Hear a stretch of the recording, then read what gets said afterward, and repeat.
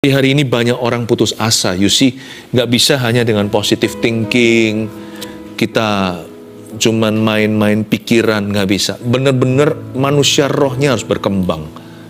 Kalau enggak ya, kita tahu iman, kita tahu bahasa aslinya Ibrani, Yunani, sekalipun kepala penuh teologi ya, kalau manusia rohnya kerdil, kecil, kurus, kering, kerontang, hubungan dengan Roh Kudus tidak intim dan dekat.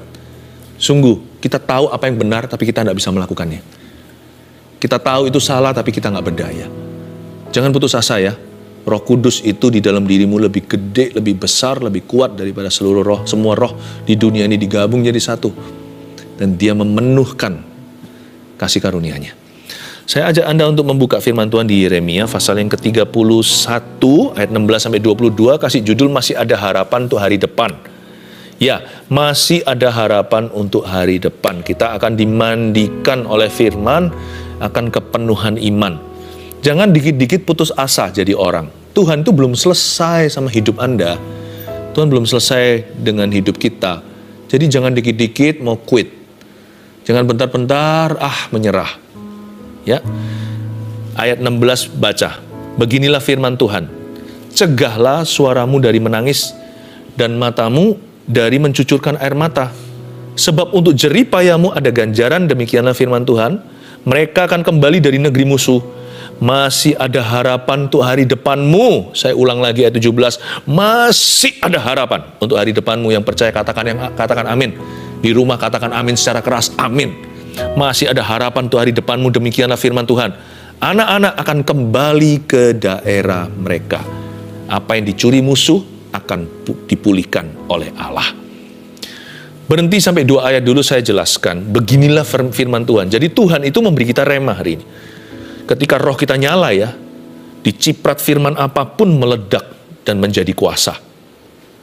Kalau roh kita lemah ya, dikasih firman apapun rasanya nggak bertumbuh di hati, dicuri burung iblis.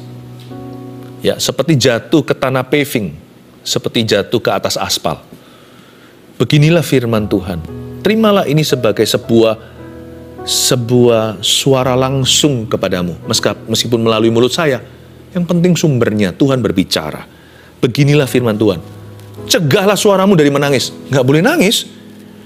Cegahlah matamu dari mencucurkan air mata. Ini bukan larangan untuk kita itu meneteskan air mata ketika berdoa. Bukan. Ini adalah air mata putus asa. Janganlah meratapi. Apa yang Tuhan katakan ada jalan. Apalagi kalau air matanya itu air mata kecewa. Buat apa kepahitan? Ini bukanlah tears of faith atau air mata iman. Apalagi air mata pengharapan. Sebab Alkitab mengatakan berikutnya, sebab untuk jerih payahmu akan ada ganjaran. Tuhan tuh nggak pernah melupakan keteguhan iman kita. Memang kadang-kadang iman tidak instan. Ya, kita bisa beriman secara instan, tapi hasil iman nggak tentu instan. Iman kan kita percaya dulu sebelum melihat. Iman timbul dari pendengaran. Waktu kita mendengarnya, muncul iman. Nggak tentu langsung melihat sesuatu. Tetapi iman itu, di dalamnya adalah kebenaran. Kebenaran bunyinya begini, sebab untuk jerih payahmu. Kalau kita bukan berjerih payah untuk sesuatu yang sia-sia atau fana, kalau kita berjerih payah untuk sesuatu yang ada dalam firman, akan ada ganjaran. Ganjaran sini bukan hukuman, ada upah untuk ketekunan. Ada upah untuk ketekunan iman. Hope does not disappoint. Roma 5 saya jadi ingat. Karena kita diselamatkan oleh pengharapan. Ini bukan keselamatan masuk surga, tapi hidup di dunia ini untuk bisa move on ke masa depan. Untuk kita bisa menganjakkan kaki ke hari esok. Nggak bisa enggak loh, tanpa pengharapan. Karena kita diselamatkan oleh pengharapan. Dan pengharapan tidak mengecewakan. Orang yang kehabisan pengharapan itu bahaya. Mendingan kita kehilangan iman. Masih dengar, waktu kita dengar, langsung imannya muncul baru. Orang nggak punya iman, asal dia berada di posisi yang tepat untuk menerima, asal dia berada di lingkungan yang benar. Kalau dia duduk diam di kaki Yesus seperti hari ini, keluarga Saat Teduh, Anda mendapat firman, siraman firman. Demikian seringkali dikatakan. Pasti tumbuh. Yang paling bahaya orang kalau kehilangan pengharapan. Pengharapan itu adalah cadangan devisa. Pengharapan itu adalah bensin cadangan. Kalau kita naik pesawat gitu ya, misalnya ada kebocoran satu tangki, untung ada tangki satunya lagi. Kalau tangki satunya lagi itu bocor, siap-siap untuk jatuh terjun bebas ke dalam lautan. Lebih mengerikan lagi kalau jatuh ke atas daratan. Pengharapan itu tangki terakhirnya. Karena iman adalah dasar dari segala sesuatu yang kita harapkan. Ibrani pasal 11. Bukti segala sesuatu yang belum terlihat. Jadi iman adalah dasar dari apa yang kita harapkan. Di mana ada harapan, mudah beriman. Karena itu jangan sampai kita tuh kehilangan pengharapan. Makanya Tuhan ngomong di sini dari awal-awal, belum kasih firman iman, Tuhan sudah bicara begini, masih ada harapan untuk hari depanmu. Supaya mereka berkata, masih ada chance, masih ada kesempatan. Disitulah tiba-tiba akan muncul iman. Masih ada harapan untuk hari depanmu. Orang nggak punya pengharapan itu bahaya sekali. Bisa berujung bunuh diri. Biasanya gelap mata kan? Bayangkan, kalau orang itu lompat dari tingkat 10 atau lebih. Misalnya, di slow-mo atau slow motion. Ya kan? Dipelankan videonya. Ini ilustrasi saja. Waktu dia lompat dari tingkat 10, tingkat 9, dia melihat tingkat 8, mungkin keluarganya tinggal di tingkat 2. Waktu dia sampai di tingkat 2, dia melihat anaknya mungkin berkata, "Papa mana? Aku juara." Dia mau naik lagi ke tingkat 10 itu. Nggak jadi bunuh diri, nggak bisa kan? Siapa tahu tuh dia sebelum sampai ke tanah, bercipratan berlumuran darah.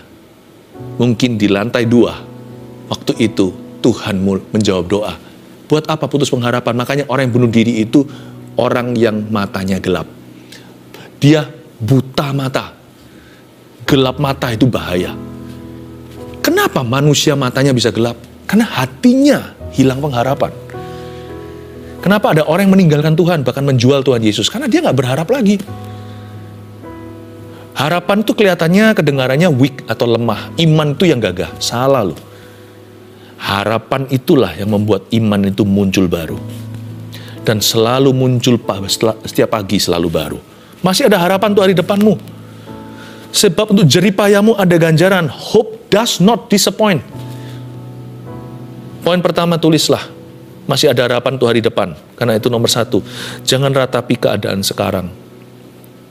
Tapi taburlah air mata iman. Nah, itu tulis. Jangan ratapi keadaan sekarang. Dilarang nangis, dilarang keras. Bukan berarti tidak boleh mencucurkan air mata.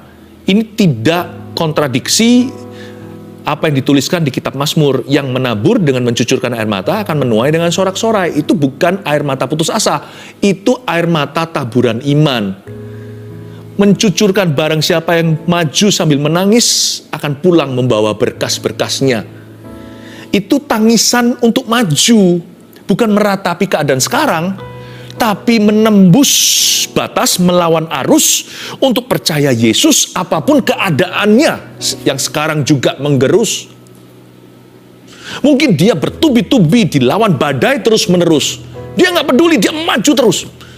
Karena kalau dia diam di tempat, dia akan mati berdiri. Yang menabur dengan mencucurkan air mata. Air mata putus asa bukan taburan, tapi kutukan. Jangan menangis yang gitu, cegah air matamu daripada mencucurkan air mata yang demikian. Tetapi yang maju sambil menangis akan pulang membawa berkasnya, itu adalah air mata iman. Karena itu buat satu kesimpulan, sebuah keputusan. Jangan pernah ratapi keadaan kita sekarang, karena keadaan bisa berubah. Yang nggak bisa berubah itu firman. Tak seiota pun tidak akan digenapi. Yang tidak ada seiota pun yang tidak akan digenapi. Ya. Nah, sekarang jangan ratapi keadaan itu, tapi taburlah air mata iman. Taburlah yang begitu. Kita baca sekarang ayat yang ke-18. Telah kudengar sungguh-sungguh Efraim meratap. Engkau telah menghajar aku, dan aku telah menerima hajaran. Seperti anak lembu yang tidak terlatih. Bawalah aku kembali supaya aku berbalik. Sungguh sesudah aku berbalik, aku menyesal. Dan sesudah aku tahu akan diriku, aku menepuk pinggang sebagai tanda berkabung. Aku merasa malu dan bernoda, sebab aku menanggung aib masa mudaku. Anak kesayangankah gerangan Efraim bagiku? Atau anak kesukaan? Sebab setiap kali aku menghardik dia tak putus-putusnya, aku terkenang kepadanya. Sebab itu hatiku terharu terhadap dia, tak dapat tidak aku akan menyayanginya. Demikianlah firman Tuhan. Berhenti di sana, saya jelaskan dulu. Ayat 18 kembali. Telah ku dengar sungguh-sungguh Efraim meratap, kata Tuhan. Efraim di sini adalah suku terbesar bangsa Israel Utara. Efraim ini, Manasye adalah keturunan Yusuf.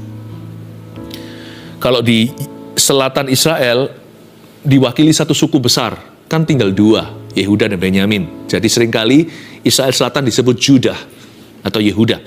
Israel Utara diwakili dengan Efraim, suku terbesar. Tapi mengalami musibah besar juga. Jangan pernah kita itu iri sama atau cemburu sama orang besar. Semakin besar, semakin gede juga pencobaannya. Semakin tinggi pohon, semakin besar anginnya. Masalah Efraim sangat parah. Karena mereka at the brink of total destruction. Mereka sudah berada di ujung tombak kehancuran total. Tidak bisa pulih atau beyond repair. Pernahkah Anda punya barang yang sudah nggak mungkin bisa diperbaiki? Atau kesehatan yang nggak bisa kembali?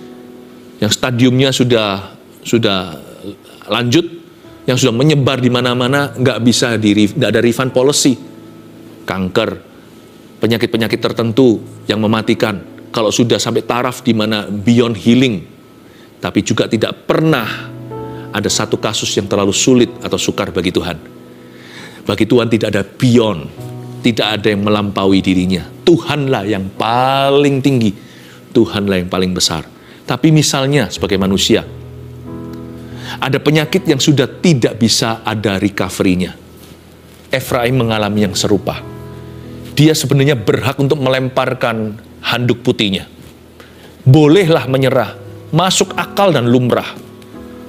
Tapi Tuhan ngomong begini, kalau Tuhan belum ketok palu, manusia bisa vonis sekalipun dengan fakta yang tidak bisa disangkali. Kalau Tuhan berkata berubah, berubah semua. Kalau Tuhan memutarbalikkan segalanya, semudah memutarbalikkan telapak tangannya karena Dia Maha Kuasa, segalanya akan berubah. Telah ku dengar sungguh-sungguh Efraim meratap. Hati Tuhan masyigu. Engkau telah menghajar aku dan aku telah menerima hajaran. Seperti anak lembu yang tidak terlatih. Efraim dulu itu jatuh dalam dosa. Israel Utara 10 suku itu, murtad-murtad. Engkau telah menghajar aku, tapi mereka bertobat. Hanya orang yang hatinya hancur, jiwanya patah remuk yang bisa ngomong begini. Engkau telah menghajar aku, dan aku telah menerima hajaran. Kenapa kok dia nggak maki-maki Tuhan ya? Ketika terima hukuman dan ganjaran. Kenapa dia nggak berkata, Tuhan nggak fair, Tuhan nggak adil? Nggak tuh. Dia bisa merelakan hatinya dihajar oleh Tuhan. Kalau memang dia salah loh, mau ngomong apa lagi? Engkau telah menghajar aku. Memang Efraim sukanya menyembah berhala, Baal, semuanya itu kan terkenal. Gara-gara Efraim dan kelakuan mereka. Engkau telah menghajar aku dan aku telah menerima hajaran. Seperti anak lembu yang tidak terlatih. Ya, pikir-pikir kadang-kadang sebagian besar masalah kita itu adalah karena ulah kita sendiri sih. Kenapa manusia suka salahkan Tuhan? Tapi sekalipun demikian ya, Tuhan itu Maha Pengampun, Maha Pengasih. Dalam Kristus itu ada berkat pemutarbalikan. Allah bisa mengganti haluan atau mengubah haluan itu. Tuhan kita itu bukan hanya Maha Pengampun, Dia Maha Penyayang dan Dia Maha Bisa. Aku telah menerima hajaran, tapi di sini attitude-nya Efraim, perhatikan. Sikap hatinya itu benar. Engkau telah menghajar aku dan aku telah menerima hajaran. Bawalah aku kembali Tuhan, supaya aku berbalik. Sebab Engkaulah Tuhan Allahku. Poin nomor 2, tulis dulu. Ya, jangan keraskan hati, tapi milikilah sifat yang mudah diajar. Orang yang suka mengeraskan hatinya, baik demi gengsi atau nggak terima sama Tuhan atau sama orang lain, ketika dihajar Tuhan, dia selalu cari cara untuk mengelaknya atau untuk menolaknya. Orang-orang yang keras hatinya seperti Firaun, hatinya yang membatu dan membeku. Orang yang mengeraskan hati itu tahu nggak rugi apa? Rugi waktu. Rugi waktu. Tapi orang yang mudah dibentuk itu cepat move on, cepat lanjut ke fase berikutnya sekalipun masalah masih ada. Sekalipun dia belum keluar dari masalahnya, tapi paling tidak hatinya udah selesai. Yang sisa hanyalah masalah. Yang jadi masalah adalah kalau hatinya nggak selesai. Karena masalah dia bukan hanya permasalahannya. Masalah dia masalah hati. Nah, ini komplikasi. Saya sebut ini komplikasi rohani. Ini yang membuat sulit kita ketika kita masuk ke dalam lingkaran setan nggak keluar-keluar. Nggak bisa ada terobosan sungguhan. Terobosan yang ada hanya percikan. Mendingan saya nggak dapat terobosan yang merupakan PHP atau pemberi harapan palsu. Mendingan saya terus terkungkung dan terjebak di dalam masa lalu saya sekalipun ada salahku. Mendingan saya di situ sampai nanti Tuhan memutarbalikkan segalanya. Itu akan menjadi terobosan nyata. Saya nggak mau urusan saya itu terus masalah hati. Asal hatiku udah benar di depan Tuhan. Kalau hatiku mudah dibentuk, maka segera selesai. Saya dengan Tuhan sudah damai. Sisanya yang ada hanyalah keadaan atau circumstance. Enak bagi saya. Hati itu peaceful, sekalipun hidup belum. Kalau hati sudah damai, aku tahu Tuhan sudah pegang kendali. Jadi kalau kelihatan buruk, saya tahu dalam badai ada Tuhan Yesus berjalan di atas air. Daripada begini loh, keadaannya seperti baik-baik, tapi saya gak punya Tuhan, atau saya jauh dari Roh Kudus. Hati saya gak benar sama Yesus. Saya nggak tahu nanti dari mana, sudut mana macan akan menerkam. Tapi kalau saya sudah benar sama Tuhan hatinya, saya sudah aman, sudah damai dengan diriku dan dengan Tuhanku. Mau macan menerkam saya dari sisi manapun, saya sudah jadi urusannya Tuhan. Saya sudah jadi urusannya Tuhan. Pernah salah sih, tapi sudah diampuni. Udah diampuni Tuhan bukan berarti sudah diampuni manusia loh. Tanggung jawab saya tetap jalan. Tapi saya pasti mendapatkan kebajikan kemurahan. Coba di jus jadi satu itu, di blender. Kebajikan dan kemurahan Mazmur 23. Mungkin suaranya keluarnya begini, keringanan. Bawalah aku kembali katanya, supaya aku berbalik. Bawalah aku kembali itu hati, supaya aku berbalik itu kondisi. Di sini, Yesaya mengajarkan, kalau kita sama Tuhan itu jangan pernah keraskan hati, supaya segera selesai. Bukan masalahnya dulu, segera selesai hubungannya. Masalah akan menyusul, cepat lambat. Lebih cepat daripada lambat, karena Tuhan tidak pernah lamban dalam bekerja. Tuhan tidak pernah berlambat-lambat, meskipun semua akan indah pada waktunya. God is never too early, dia nggak pernah terlalu pagi, nggak pernah terlalu malam juga, selalu persis rembang hari, atau tengah hari, dia akan bekerja di hidupmu. Bawalah aku kembali, supaya aku berbalik. Bawa aku kembali itu hati, supaya aku berbalik itu keadaan kita. Sungguh sesudah aku berbalik, aku menyesal, kata Efraim, dan sesudah aku tahu akan diriku, aku menepuk pinggang sebagai tanda berkabung. Lihat, orangnya itu lembut, mudah diajar. Aku merasa malu dan bernoda sebab aku menanggung aib masa mudaku. Udah gak ngomel-ngomel lagi. Ayat 20 ya, coba lihat reaksi Tuhan. Anak kesayangankah gerangan Efraim bagiku? Atau anak kesukaan? Tuhan terharu, alias hati Tuhan terjamah. Tuhan bilang, aduh nak, andai kamu tahu, Allah sedang merajut sesuatu, tanganku sedang merajut sebuah rencana yang tak terlihat atas hidupmu. Karena Tuhan terharu, sebab setiap kali aku menghardik dia, tak putus-putusnya aku terkenang kepadanya. Sebab itu hatiku terharu terhadap dia, tak dapat tidak aku akan menyayanginya. Demikianlah firman Tuhan. Mendingan saya jadi orang kesayangan Tuhan di penjara, daripada saya jadi orangnya setan di luar sana. Karena Tuhan tahu membebaskan hamba-hambanya. God loves the teachable heart.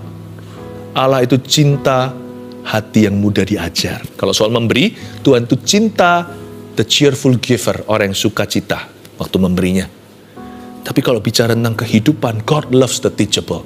Tuhan itu cinta dan sayang dan dekat pada orang yang remuk hati, asal hati mereka mudah dibentuk dan diajar. Please jangan keraskan hati, percuma, nggak ada gunanya, rugi waktu iya. Karena kenapa? Tuhan mau fix, mau selesaikan keadaannya. Tuhan tunggu hatinya. Tuhan mau bereskan kondisinya. Hatinya selalu menghalangi. Hatinya orang itu bukan hatinya Tuhan Yesus. Daripada komplikasi, saya tahu kalau hatiku beres, aku sudah ada pada waktunya, tinggal tunggu indah, tepat pada waktunya. Ayat 21. Dirikanlah bagimu rambu-rambu jalan. Pasanglah bagimu tanda-tanda jalan. Perhatikanlah jalan raya baik-baik, yakni jalan yang telah kau tempuh. Kembalilah hai anak darah Israel, kembalilah ke kota-kotamu ini.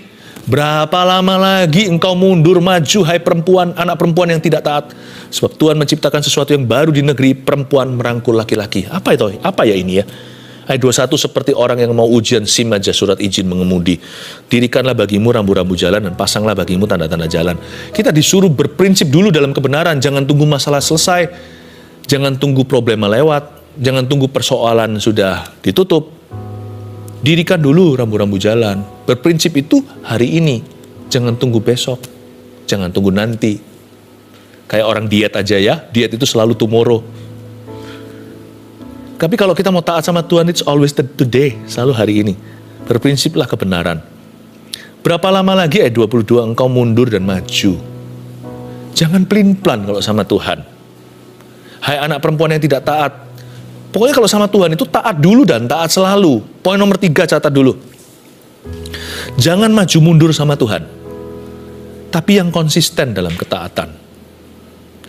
Kalau sama Tuhan itu jangan pelin-pelan. Kalau kita belum melihat kondisi kita berubah atau keadaan kita ada terobosan, taat dulu. Gak pernah salah pokoknya, gak pernah salah. Taat itu kebenaran, gak pernah salah. Taat sama firman. Ada gak ada perubahan? Apakah doa ada setitik cerah pengharapan? Seperti Elia, apakah sudah melihat ada segumpal awan setelah 3,5 tahun tidak hujan? Saya tidak usah menunggu tanda di langit untuk menabur sesuatu. Menabur ketaatan itu selalu benar. Berprinsip dulu, dirikan rambu. Always obey first and obey always. Taat dulu dan taat selalu. Jangan maju mundur sama Tuhan. Orang yang maju mundur sama Tuhan itu nggak mari-mari, nggak selesai-selesai. Kayak orang kerja itu bangun-bangun, lalu dia lepaskan sendiri.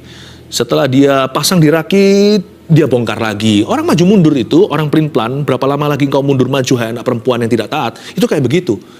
Udah hampir nyampe, balik lagi ke titik awal. Frustrasi.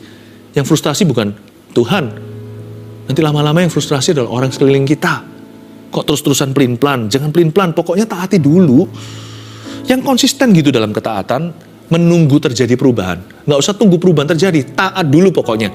Taat selalu, taat maju. Maju terus dalam ketaatan. Terus taat, konsisten. Konsisten itu bukan berarti sempurna, kadang-kadang bisa begini jalannya.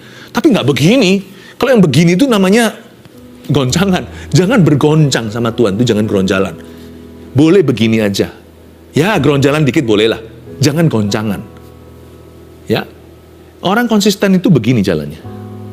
Dia nggak bisa lurus begini terus, hanya Yesus. Tapi kalau yang begini, itu bukan orang biasa, itu orang pelin-pelan. Jangan begitu, jangan demikian.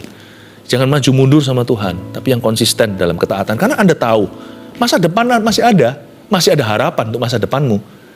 Konsisten aja maju. Memang saya belum lihat tuaian, yang saya tuai sekarang buruk.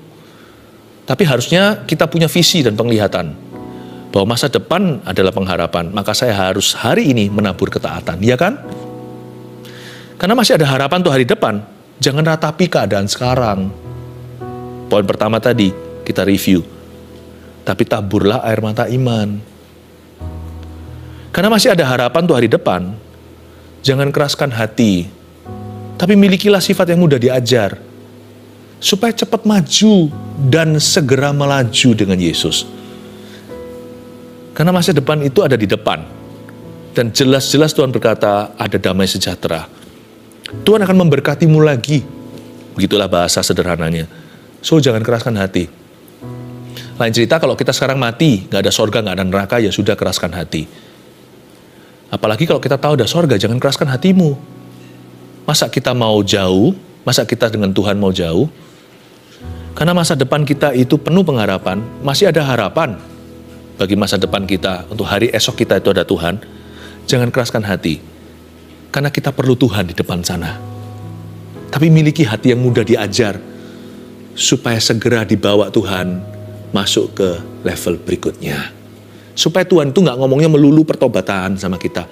Bisa bicara hal-hal lain, atau bicara kepada perkara-perkara berikutnya yang ada di dalam pikiran dan hatinya. Nantikan pewahyuan Allah. Pewahyuan Tuhan itu ada. Karena masa depan kita itu masih ada harapan untuk hari depan kita. Jangan maju mundur ya. yang konsisten dalam ketaatan. Tabur terus. I have a future. Yes, I have a hopeful future. Aku masih punya masa depan dalam Tuhan. Saya kasih kalimat yang terakhir tadi di sini saya jelaskan. Saya jelaskan mungkin supaya jangan sampai ada yang kebingungan. Sebab Tuhan menciptakan sesuatu yang baru di negeri ayat 22b. Perempuan merangkul laki-laki. Kata merangkul laki-laki, perempuan merangkul laki-laki ini bukan rangkul gini. Menggendong. Ini perempuan kuat sekali kalau secara fisik. Wanita memang lebih lemah. Gak sekuat pria tenaganya. Ayat ini ilustrasi untuk menunjukkan ketika engkau taat, kau akan kuat. Kan disebut dari tadi, Israel seperti putri Sion, dilambangkan sebagai wanita. Demikian pula gereja Tuhan seperti mempelai perempuan. Kita ini yang lemah, tapi waktu kita semakin taat sama Tuhan, menabur yang benar, we will get stronger to the point pada satu titik di mana kita bisa menjadi lebih kuat daripada orang-orang yang seperti seolah-olah di luar sana itu mereka semua tabah. Kita itu merasa paling lemah, tapi kalau kita taat pada firman Allah, nanti akan berubah. Kita yang menguatkan mereka. Aneh ya, nanti yang menguatkan orang lain adalah orang yang dalam masalah. Yang mendoakan, yang menabur dengan mencucurkan air mata untuk kebangunan rohani adalah orang-orang yang dihimpit oleh problema. God will make you stronger. Anehnya begini, mitosnya bilang begini, mana bisa aku taat? Kan aku lemah. Aku tunggu kuat dulu baru bisa taat sama Tuhan. Salah. Justru kalau Anda lemah, taatlah. Anda akan semakin kuat. Telur ayam mana dulu kalau menurut penciptaan hewan yang diciptakan Allah? Ayam dulu. Taat dulu, baru kuat kemudian. Jangan tunggu kuat dulu baru taat. Waktu Anda menabur dalam ketaatan, kok jadi kuat ya? Tiba-tiba Anda mengatasi persoalan Anda. Anda malah menguatkan orang lain di dalam himpitan masalahmu sendiri. Lalu ketika miracle happen, suatu mujizat terjadi, orang lain ditolong, seperti Yusuf menolong juru ini, juru itu, tukang roti, ya, mengartikan mimpi, tukang minum di dalam penjara. Tapi dia sendiri belum keluar. Tapi orang lain diberkati, orang lain mengalami penggenapan firman, tapi waktu dia sendiri akhirnya dilawat Tuhan, kemuliaan Tuhan penuh dalam hidupnya. Karena dia tidak menunggu agar dia sendiri penuh untuk dia memberkati orang lain dulu. Tahu nggak? Nggak tentu lakonnya itu nanti yang akan terlebih dahulu ditolong sama Tuhan. Tapi lakon menang belakang. Ketika dia diangkat, seluruh dunianya diangkat bersama dengan dia. Yusuf jadi pemerintah. Saya izinkan saya mengatakan kepada Anda, orang yang merasa diri lemah iman, justru harus taat sama Tuhan. Taat sama firman. Semakin kau taat, semakin kuat. Sebab Tuhan akan menciptakan ini, sebuah fenomena nanti di hidupmu. Perempuan menggendong laki-laki. You'll be stronger than your strong friends. Anda lebih kuat daripada orang-orang yang selama ini di mata Anda kuat.